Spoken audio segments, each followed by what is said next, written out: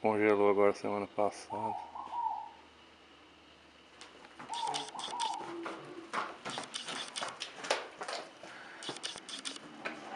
Então, Amadeu, eu tô querendo pôr esse e o 1807, né?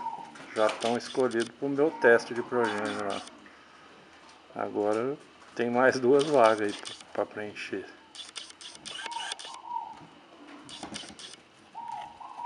E as opções?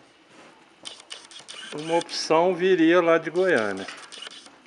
Minha ideia é vender lá um garrote, né? Dando igual eu fiz no ano passado. Vender 50% com a garantia de testar aqui no teste de progênio.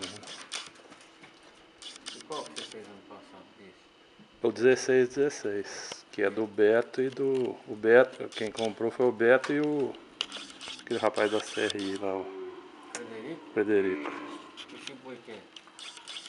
Então é do Apiti? É, do Apiti. Ele foi 4º lugar lá no ano passado.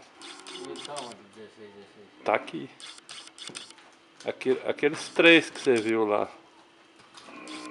aquele dia, Então nós vamos por 17. um deles era o 1616. 1283 e o 1289.